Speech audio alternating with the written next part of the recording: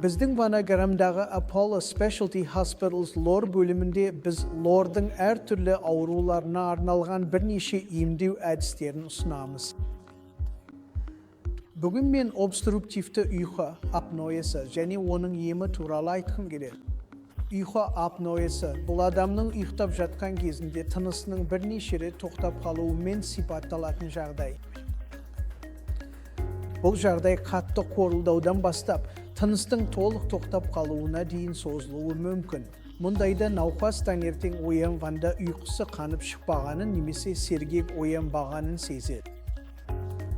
Обструктивті ұйқы апноясы туралы айтқанда, белгілері мен симптомдары қарапайым сергек оянбаудан бастап, қысқа мерзімді есте сақтау қабілетінің төмендеуіне, күндізгі ұйқышылдыққа және күнделікті істерге деген жалпы қызығушылықтың болмауына дейін созылады.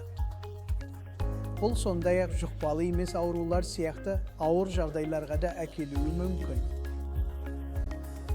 Мысалы, қан диабеті, гипертония, инсульт және тіпті кенеттен жүрек тоқтауы. Обструктивті ұйқы апноясын емдеуде ең қарапайымынан дәстүрлі өмір салты мен тамақтану тәртібін өзгерту сияқты шаралардан бастап, үздіксіз оң қысымды тыныс алу аппаратын қолдануға дейінгі шешімдер бар. Бұл аппарат бірінші кезектегі немесе алтын стандартты емдеу тәсілі болып саналады. Алайда кейбір науқастар бұл дәстүрлі әдістерге төзімсіз, немесе оларды ұстанбайды. Осындай адамдар үшін минималды инвазивті хирургиялық процедураларды қарастыруға болады.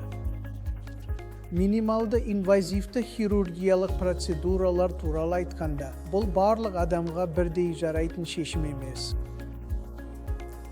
Жоғарғы тыныс жолындағы нақты бітелуді мұқият анықтап, науқасқа қандай ота қажет екенін шешу керек. Біз жаңа ғана минималды инвазивті хирургиялық процедуралар туралы айттық. Ендеше, хирургиялық процедуралар не істейді? Олар не бітелуді алып тастайды, не тыныс жолын кеңейтеді.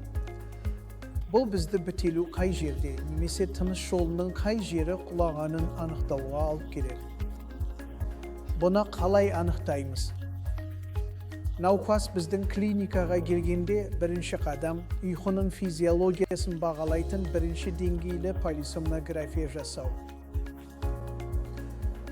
Одан кейін біз ерекше және арнайы эндоскопия түрін жасаймыз. Оны дәрілік ұйқы эндоскопиясы деп атайды. Бұл эндоскопия бізге ұйқы кезіндегі анатомия, бітелудің немесе жоғарғы тыныс жолының құлауы туралы маңызды мәліметтер береді. СПЭП және басқа да дәстүрлі тағылатын құрылғылар сияқты емдеу тәсілдеріне төзімсіз немесе оларды қолданбайтын науқастар үшін минималды инвазивті хирургиялық әдістер пациенттер мен дәрігер үшін де айтарлықтай және қанағаттанарлық нәтижелер берді.